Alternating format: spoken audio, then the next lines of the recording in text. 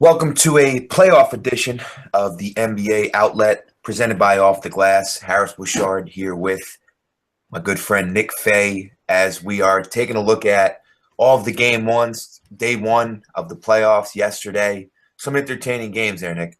Yeah, no, yesterday, good way to start the playoffs, especially with the first game of the day and the last game of the day. Some real excitement down to the wire. I'm pretty pumped. Definitely could see the intensity pick up. Yeah, Paul George will say that ball belongs in my hands. Obviously, we know the Pacers had the opportunity to steal game one, yet, and you get the feeling that if there was any shot that they would be in this series, that they would have to have taken that game yesterday. What happened down the stretch, and for you, was that the wrong decision by Miles? Could he have gotten it back to Paul George? Obviously, we're talking about Pacers, Cavs, and the fourth quarter. What transpired there? Yeah, I mean, Paul George had a great game, 29 points. He put the team on his back. I think he had 7 assists too. So I understand why he wants the last shot, but the Cavs really started to lock in on him in the second half, especially the fourth quarter. And they came hard at him with that double team. I think it would have been hard for CJ Miles to get the ball back to George in that situation. And there was a risk of him getting the ball back to them that the team doesn't even get a shot off. And that's like the worst possible scenario. If you want to at least get a shot up at the worst case. And it wasn't like CJ had the worst look. It was a pretty good look. There was probably a 50-50 chance he was going to hit that shot. But I think just like the one thing that I would say was bad from the Pacers at that part is they already threw the ball in once, and they saw they were going to double Paul George right away, and they did the same thing. They threw the ball in, and they were going to double Paul George. They needed to react a little bit better. They didn't really help him soon enough, so I feel like they lost some time in that situation. And like you said, if the Pacers were going to make this a series, push this 6 or 7, they needed to steal this game, and they didn't come through. Yeah, I was texting you throughout, and it just every time it looked like the Cavs were gonna get it to 10, get it to 12, get it to 16, push this thing away and finish it. The Pacers continued to make their run. So give them credit on the road. A gritty performance from Indiana, and obviously we know that Paul George was good, but they got a decent effort. Teague was from the field. He had a big three in the fourth quarter that kind of got the game close. It gave the Pacers a late lead in that game. Was aggressive, got to the line. Stevenson actually off the bench with 16 and 7 rebounds. So we know that, he was going to have some sort of impact, and he played 27 minutes off the bench. No, he had an impact. He definitely did, especially you could see in the fourth quarter. He was making plays for the team when they were getting a little bit cold. He was hitting shots. He was setting people up. And I think you'll see him get some more minutes as the series progresses just because they need somebody who can create, because it looks like the Cavs are really going to look forward to locking down Paul George. That's going to be the next step for the series. Another matchup that I think is going to be interesting going forward is the Miles Turner and Tristan Thompson matchup. At points of the game, Tristan Thompson was dominating inside, grabbing rebounds, back and forth. But then Turner also had some flash plays where, he was able to have his impact offensively on the other end because, being the 7-footer on the floor and the Cavs playing small sometimes, he was able to take advantage. So I think that's a matchup to keep an eye on for the rest of the series. Yeah, definitely. But the other matchup in the Eastern Conference that we saw yesterday was, and this is a player I think the emergence, and we both believe that the Greek Freak's going to be the most improved player in the league. I think now he's kind of putting people on notice the way he played yesterday, and just a lot of people consider him now the second best player in the Eastern Conference. I saw Jalen Rose tweet that. The Bucks pretty handedly beat the Raptors in a series that I thought this wasn't going to be that tough of a matchup for the Raptors. The Raptors have lost 4 consecutive game ones, I believe at least 3 of those at home. And, the Greek Freak putting everybody on notice right now. Yeah, no, Giannis had a huge game, 28 points, 8 rebounds, 3 assists. His impact was all over the court. They had no answer for him. He had a ton of and ones. He had a ton of big dunks. His fingerprints were all over that game. Malcolm Brogdon had a pretty good game for a rookie as well. And, Thon Maker showed some flashes, and Greg Monroe gave him a nice impact off the bench, and he stepped up defensively, which is something he's not known for. And on the other side, Lowry and DeRozan were terrible. Yeah, I was just upset about that technical. That Giannis picked up for the block. And Thon Maker also with some great defensive plays. Did you see the picture where the Greek Freak's hand was on the rim and like his foot was on the ground or something like that? Yeah. Crazy, man. I mean, he's so long, like he can go up on one end, like side of the rim, and just finish on the other side at ease. like his length just is such an advantage. And like I mentioned, he had a ton of and ones and a lot of plays, where they're intentionally trying to foul him. He's able to just like stick his arm out and just tip it up and just get that easy basket. So I don't know what they're going to do. To be honest, it didn't seem like Dwayne Casey really had a plan for Giannis going into that game, because he really was able to do whatever he wanted and really set that team up. Definitely. And for me to see, Lowry and DeRozan get off to this rough start, we know they've had some playoff struggles before. They're both bottom 5 all time in field goal percentage in the playoffs. Yeah. They're going to have to this is now, I mean, they're in for it here. Now that the Bucks have gotten home court, this could potentially be one of the few upsets in the first round. And to hold Toronto, this is a staggering statistic. 13 points in the fourth quarter in a home playoff game. That's, for the Raptors, that's just inexcusable. They shot 36% from the field. And like, I was watching the game with a friend, and they were just saying, like, wow, it just seems like this team can't hit a shot. And that was really what is happening. Like, so many players in the team had bad shooting nights. DeRozan and Lowry combined for 9 of 32 from the field. So, like, your best players shoot that type of percentage, you're not going to win games. They need to get better shots. They need to hit their shots, and they need to get rid of whatever nervousness they have. Yeah, honestly, it's definitely going to come down to Lowry and DeRozan. We know how heavily they rely on these guys, and we talked about Ibaka being a factor, but he had a big impact in the first half. 14. Yeah, he did rebound the ball pretty well yesterday. But then he tweaked his ankle late in the second quarter, and then after that, he really wasn't much of an impact. And Valanciunas, on the other hand, this is somebody I thought a series that he can kind of have a nice impact, because they don't really have a big body to match up with him other than Greg Monroe. But he didn't really do much of anything either. So the Raptors definitely have their work cut out for them. They just need to kind of clean that game one performance out of their head and just move forward. Yeah, and they just didn't get a lot from their bench. They only had 19 bench points, and Joseph wasn't very productive, and Tucker wasn't really that productive. So so now they have to climb out of this hole as the favorite. But and one impressive thing for the Bucks yesterday, for a young, inexperienced playoff team, they only had 5 turnovers. Good point. That's not something you really see from many. 5 turnovers 22 and assists. Yeah, so I mean, that's taking care of the ball. And Middleton didn't shoot well, but he created some opportunities. Yeah, he had some nice assists in that game. Also, Jason Kidd did like a little bit different than what a lot of coaches do. You see the rotations really lock up right now. Kidd played a good amount of players. If I'm not mistaken, I think he played over 10. Some of that obviously had to do with the game getting out of hand late. But even earlier in the game, he was willing to play some of his bench more than other coaches are. So in the Eastern Conference, the Cavs take care of home court for now, and they lead the Pacers 1-0 in the 2-7 series. In the 3-6, the Bucks steal home court from the Raptors. Taking a look at now the Western Conference, the Grizzlies got off to a hot start yesterday in San Antonio, but they got clawed, and Kawhi Leonard and the Spurs take control, put the foot on the gas, and put on an offensive clinic to defeat the Grizzlies in Game 1 at home by 29. I think a lot of people were surprised by this win that they won by so much, but honestly, I wasn't.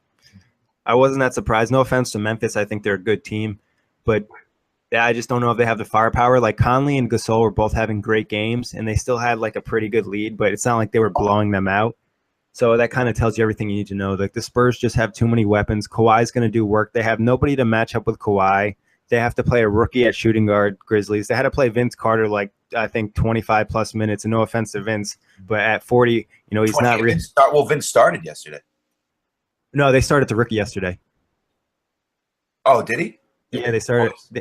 And 28 minutes. Yeah, but they played Vince majority of the minutes, and Vince is 40 years old, and you can't expect. And they had him guarding Kawhi one-on-one.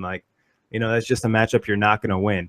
And like I said, Marc Gasol dominated. He had a great game. I think he had a playoff career high, and his team gets blown out. It just sucks for him, Tony Parker was pretty good. Yeah, no, that was Tony Parker looked healthy, and he showed that little burst that he's known for. Yeah, we haven't seen in a long time. Well, other than that, really, it was just a lot of Aldridge was, the LaMarcus Aldridge that we've become accustomed to, and Leonard was aggressive. He got to the line 9 times. He got in some passing lanes. He got out in the open floor, and he had 32. And that's what we only had to play 32 minutes also, and they got some decent production off their bench. They got really it was just an all around effort offensively for San Antonio. It was a Spurs type win. Yeah, and I mean, like you said, the bench came through. Patty Mills is like, I'm pretty sure he's a free agent this year. He's going to get offered some good money. And Jonathan Simmons off the bench, they got some guys that can, ease the wins for them. Definitely. But do you think I noticed like a lot of people were like super hyped about this for the Spurs, and they're like, oh, the Spurs are winning a championship. Like, was this win surprising to you, or does it change your thoughts on the Spurs going forward, or you still feel the same way? I still feel the same way for the most part. I mean, I think this is just a team that they match up well against. Like, Memphis could cause some trouble for some teams in the West. I don't think the Spurs are one of them. Just because I think they're, with Aldridge and Gasol and Lee there, I think they're okay in the front court. But I think if San Antonio is going to make a run and get back into the finals, or, change my opinion of them being able to either beat the Warriors, beat the Rockets, it's going to take this kind of effort, this kind of group effort, and get contributions from their entire roster, top to bottom. But I don't think it necessarily, this is kind of what I expect them to do. I don't know if this whole series is going to be a blowout, but I don't know whether I said 5 or 6, but I don't necessarily see Memphis challenging them. So, I mean, this is one that got out of hand in the third. It was a competitive game in the first half. I think we'll see more competitive games in the series. Yeah, I wasn't very surprised. Like, I mean, I think there's always a chance the Spurs could have blow out Memphis any game in the series. I don't think, like you said, I don't think it'll be a blowout every game, but I think it'll be a short series. I think I said 5, and I'll stick with that for sure. So the Spurs take care of business, and the last game, which is probably the most entertaining game of the entire first round, a game that I actually saw the second half of, was the Jazz and Clippers. And I picked the Clippers, so this one kind of hurts a little bit. And on top of that, Rudy Gobert goes down 15 seconds in the first quarter with a sprained knee. Now he'll have an MRI. But the Jazz battle, they're gritty, and your boy, Cool Joe, had the Allen Houston type floater that hangs on the rim for a second as time expires, and the Jazz steal one from the Clippers on the road at the buzzer. Unbelievable finish. Yeah, shout out to Joe Johnson. It's funny. People like, and all of the stuff that people are saying, like, oh, Joe Johnson still has game. Like, Joe Johnson was still playing well last year for Miami, and he was doing well when he was on the Nets. I think a lot of people overlook Joe's like clutch gene just because of his contract. Over the last like 5 years, anytime you brought up Joe Johnson was like, oh, he's got that money. You know what I mean? So people kind of ignored his game. But me and you talked about it on the Utah Jazz preview podcast. We thought that was a great signing. And I mentioned on the preview for the Jazz series, I thought he was going to have an impact and he might hit a buzzer beater. So that seemed to happen. And I think for the Jazz to get this win, you mentioned it, they're a gritty team. They have that little extra edge, and this is their first playoff matchup in a long time. So they definitely came to play, and they have some good depth on that team. They obviously don't have a great backup center in Witty, but they still have some depth at other positions that people could step up, like a Joe Johnson, a Boris Diaw. They have a Rodney Hood, guys that can come in and play, give you some good minutes, give you some scoring, and Joe Ingles. Both Joes definitely had a big impact on the game last night. Yeah, and I don't think you could say enough about Hayward also. I thought Hayward. Yeah, Hayward was great too. He started the first half a little bit slow, but in that third quarter, he really picked it up. Yeah, and like you said, Ingles gave them, pretty good minutes. Once Gobert went down, it's going to be a group effort. And like you said, Joe Johnson was terrific off the bench. And George Hill with some timely buckets as well. Don't forget about George Hill in the fact that he made I thought he made a timely three. That play where it was kind of like a hot potato going around. Yeah, yep. That was a great play. High basketball IQ. Yep, to get that off and bank it into the top of the key. Chris Paul did everything he could. And that's kind of been the MO of the Clippers in the playoffs. This is to me an inexcusable loss when Gobert goes down. Yeah, Griffin was having a good first half, and he kind of went away in the fourth quarter. He had a couple plays in the fourth there. He was falling out of balance. He threw it away. He fell down. He just looked discombobulated and out of rhythm to me in the fourth quarter, and that really cost them. But Paul made up for it. It's almost like all of the inefficiency that the rest of the team caused, Paul was trying to make up for. He made the great floater to tie this ball game, and it's going to take, now that they have home court, I still think the Clippers can win this series. And if I had to pick still, I still think I'd pick the Clippers to win this series. But it's going to take, and I will pick them. I'm not going to say I still think that I will pick them, but it's going to take a lot, and it's going to take monumental efforts from Paul. Yeah, and I mean, they definitely should still win the series, especially if Gobert misses a good chunk of time. And Gobert only misses maybe a few games. He comes back and they got some momentum. Playing as a group, they could kind of maybe pull off another win or two. But pulling off 4 wins, playing down a man like that is going to be tough, especially Gobert. I would say is their best player offensively and defensively. So it's going to be tough. It'll be a good series though, and like you said, Blake was a disappointment because he came out in that first half, he scored 20 points, and I think in the second he only put up 6. Yeah, they definitely made an adjustment to him. Yeah, but like it's not like anybody on the court was really like, oh, I'm gonna like out there to shut down Blake Griffin. You know what I mean? They played good team defense, and Derek Favors, shout out to him for playing injured. That guy, he was so banged up at the end, it looked like he couldn't even jump. Yeah. So the one thing the Jazz did is they put put guys on the floor like a high basketball IQ. I think they had out there George Hale, Joe Ingles, Joe Johnson, Gordon Hayward, and Derek Favors. They were able to play some good team defense, rotate, and really make it hard for the Clippers. And the Clippers also didn't help. They took some bad shots. They missed some easy shots. And like you said, Paul tried to carry them to the win, but it wasn't enough. So let me ask you this: out of the 2 teams that got road wins yesterday, being both of them, the 5th seeded Jazz, the 6th seeded Bucks, which team do you give a better opportunity to pull off the upset and win the series? I think you give a better opportunity to the Bucks just because of the Raptors. They're questionable. They're questionable in the playoffs. Lowry and DeRozan don't come to play. Giannis looks unstoppable, and they just seem like a type of young team that can kind of develop some swagger and make them a tough out in the playoffs. Yeah, I think this one's a toss-up. I actually think the Clippers and Raptors will still both win the series. Yeah, they both should. I mean, like you said, the Raptors lose all their game ones all the time, so it's nothing new to them. They're in familiar territory. I think both these teams will grab game 2 and then make the decisive, usually that decisive game 3. I think there's a statistic where it's like over 70% of teams when it's 1-1, and so both those teams will find themselves, I think, in that situation. Now, if they happen to drop game 2, then we're in a different conversation. But I still think both these home teams will rebound. But if I had to lean towards one, I would probably say the Bucks too, just because they seem to be clicking right now and have all their guys. I mean, being that Gobert could be out, like you said, is a tremendous factor in the outcome of this series for sure. Especially you look more in the series going forward. If Gobert is out, that DeAndre would have a huge impact. It's going to be hard for them to contain both DeAndre and Blake for a whole series without Gobert. Yeah, there's no question. And so that brings us to today. And we have another 4 on Easter Sunday. Happy Easter, by the way, to everyone out there celebrating. We have 4 games today, and we'll just run through them quick. We don't have to necessarily give the ins and outs, but just, we'll go through our picks today. Atlanta, the 1:00 game on TNT, Atlanta visiting the Wizards. Well, before we get started, I just wanted to send our prayers and condolences to Isaiah Thomas and his family. Absolutely. His sister was killed in a car crash yesterday, and that's terrible news, especially for him having to play the game today. So condolences and prayers to them. Just so sad when you hear something like that, especially so close to a holiday as well. Yeah, horrible tragedy.